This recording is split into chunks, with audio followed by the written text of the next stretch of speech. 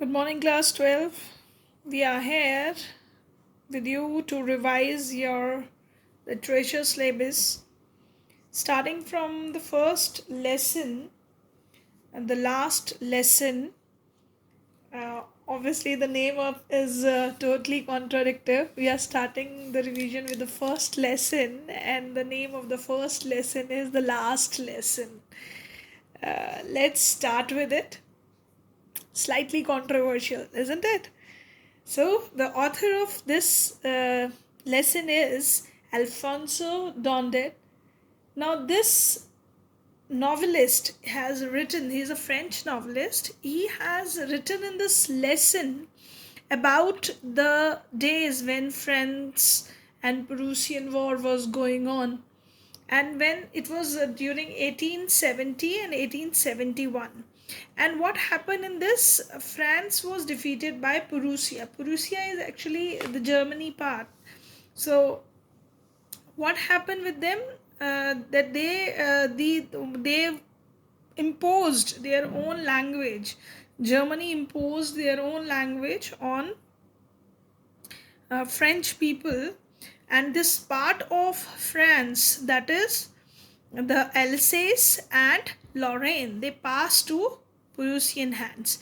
Now you will find out what this is the effect of this thing on the life of people, and how they it's totally changed their life. The orders which were given by the Germans, Prussians gave the orders, and it changes the life of the people in France. And here, Mr. Hamel is a teacher who used to teach their own language, French, to the children, and they came to know that now in schools German language would be taught, not French language. It is always the motive of the conqueror that one should snatch the native language of the place. It should be totally demolished, and which obviously affect the mindset of the people. This would be reflected to you through this uh, lesson. How we should preserve our culture, language, it is reflected through this lesson. Let's start with lesson. I'll be explaining the word meanings to you throughout the chapter, and then later on you can write down those word meanings in your notebook. Let's start with the chapter. I started for school very late that morning and was in a great dread of a scolding, especially because M. Hemmel had said that he would question us on participle, and I did not know the first word about them.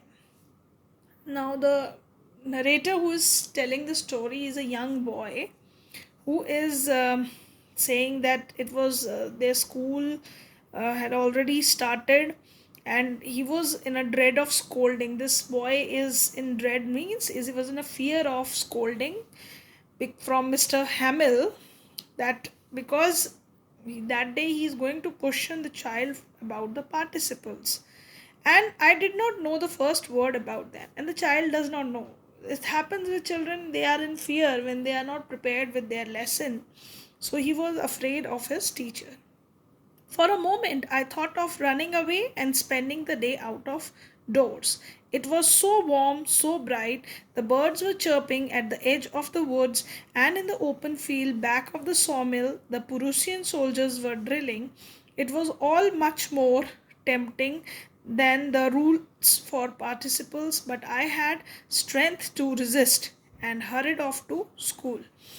Now, you will find in this paragraph the mind of a young child.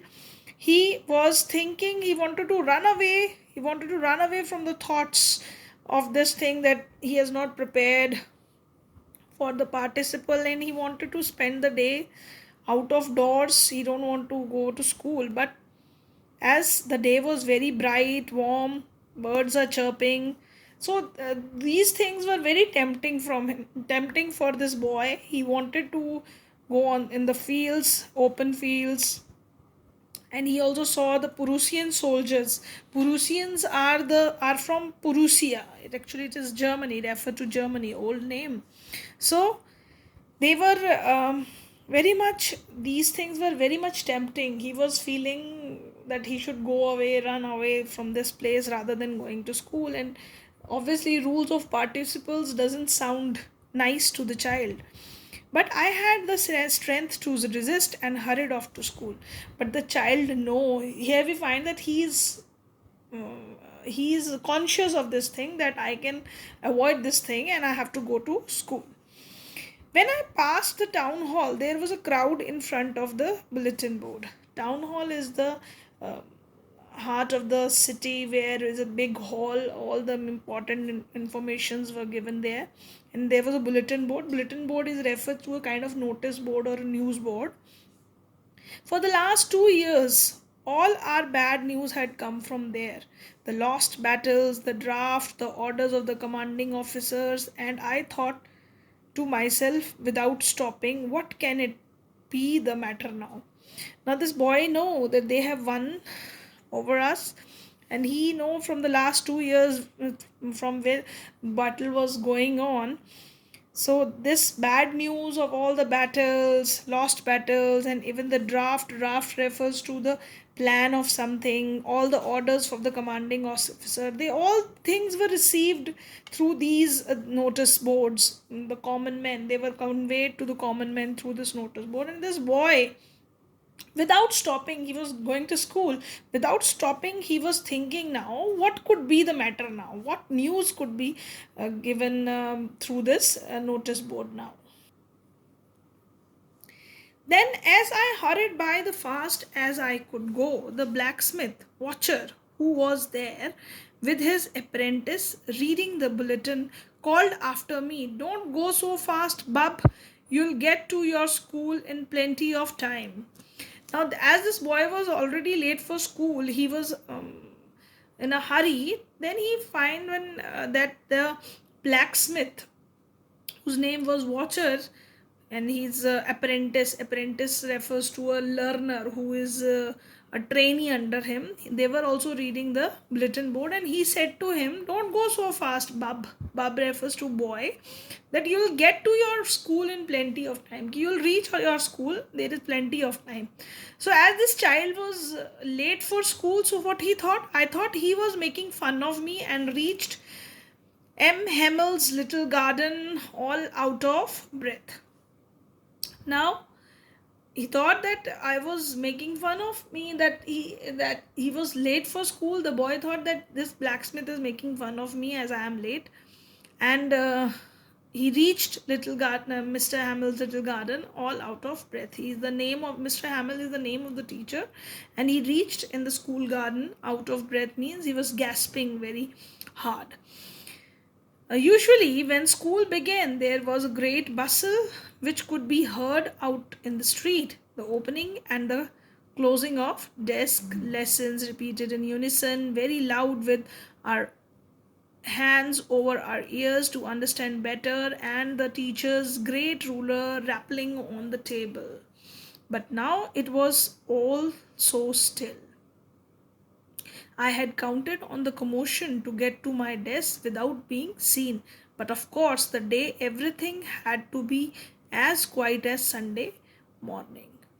Now, here he finds this child, that just as any school begins, their school also begin with a bustling sound, that people are moving here and there, the moving of the desk. The sound of those children could be heard on the street. That is the regular day. Opening and closing of the desk, lessons repeated in unison. Children are repeating the lesson together. In unison means together, very loud, and our ears over our ears to understand better. And they were all putting up hands on their ears so that they could listen to the lesson very clearly. So this kind of atmosphere was there on a regular days, that even the teacher is beating ruler on the tables so to make the children quiet. But everything was very still that day, and I had counted on the commotion to get my desk without being seen. very fastly he went on to the desk without being seen. But of course, that day everything had to be so quiet as Sunday morning. But that day there was very quietness everywhere. So the boy was thinking that he cannot. It looks like as if it is a Sunday morning. Through the windows, I saw my classmates already in their places. And when he was crossing through the window, he saw that his all the friends were at their seats, their classmates. And Mr. Hamill walked up and down with his terrible iron ruler under his arm. Now, their teacher was walking up and down with his ruler. I had to open the door and go in before everybody. You can imagine how I blush and how frightened I was. Now, when a child is late for the class and everybody is in the class sitting in their place quietly, sitting quietly, so he know that I would be noticed, and my teacher is also going to notice that I am late today. So he was very much frightened, and he was also blushing out of that, that people will notice him. So he was feeling that, but nothing happened.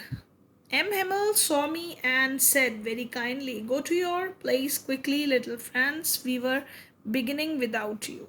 Now, the teacher, the totally opposite reaction came. The teacher, who used to be very strict, he simply said very kindly that you go to your place, Franz. Now, here we come to know about the name of the narrator, the boy who is narrating the story. And he said that we were about to start the lesson without you. I jumped over the bench and sat down at my desk. Not till then, when I had got a little over my fright, did I see that our teacher had on his beautiful green coat. Now, immediately he sat over his bench, and then after that, when he come over his fright, that means when he come out of his fear after some time that he was late, he see that his teacher was very well dressed up. He's wearing a beautiful green coat, his frilled shirt, and the little black silk cap, all embroidered, that he never wore except on the inspection and prize days. Now, the child noticed that his teacher was wearing very beautiful clothes. His clothes were frilled, embroidered clothes were there, with black silk cap he was wearing, that was all embroidered. So, the dress which he used to wear on the special days. So the child noticed that his teacher was wearing that. Besides, the whole school seemed so strange and solemn. Now, apart from this, he was thinking the whole school was very strange, looking very strange. It was not as a regular school, and everyone was looking very serious. Solomon means everybody was quiet, serious, and sincere. But the things that surprised me most was to see on the back benches that were always empty, the village people sitting quietly like ourselves. Old Hosser with his three cornered hat, the former mayor, the former postmaster, and several others besides. Everybody looked sad, and Hosser has brought an old primer, thumbed at the edges, and he held it open on his knees with his great spectacles lying across the pages. Now, this class was very different for Franks, because this in this class, apart from student, at the back bencher, old people, old Hosser is an old man of their place. He was sitting there with his hat. Earlier, who was the mayor of the town, who that person was there, previous postmaster of the town was there, and many other people were beside them, and they all were really looking very sad. And Hosser, he has also brought his old books with him. Thumbed at the edge means it was, thumbed when the thing become damaged and due to the overturning of the pages. He has also brought that old primer language book, and he held it open on his knees and wearing a spectacles. All the people, this was very different, which was from the regular class. It was a totally different atmosphere, that elderly people of the town were also sitting in that class. While I was wondering about it all, M. Hamill mounted his chair, and in the same grave and gentle tone which he had used to me, said, My children, this is the last lesson I shall give you. The orders has come from Berlin to teach only German in the schools of Alsace and Lorraine. The new masters comes tomorrow. This is your last French lesson. I want you to be very attentive. Now, while this child was busy in his own thoughts, their teachers mounted his chair, means he sits up there on this chair. He went up there and sit on the chair, and with his grave deep voice and gentle tone he said that this is the last lesson which he shall be giving, he will be giving to them, because order from Berlin has come that he is not going to teach any more French in the school, but rather German would be taught in the schools of Alsace and Lorraine, as these parts are won over by Germans, so their language would be taught in the schools. And so he told that this is the last French lesson, and now your new master will come tomorrow. So he wanted all of them to be very attentive. What a thunderclap these words were to me. Thunderclap means a kind of thundering sound, a very loud thundering sound. So, whatever the teacher said at this moment, it was a big shock for the child.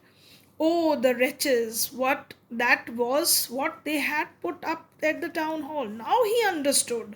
Oh, the wretches is that he's really sad. He says that it is really unfortunate. Now he come to know that what is the notice on the notice board of the town hall when he was coming to school. Now he understood that.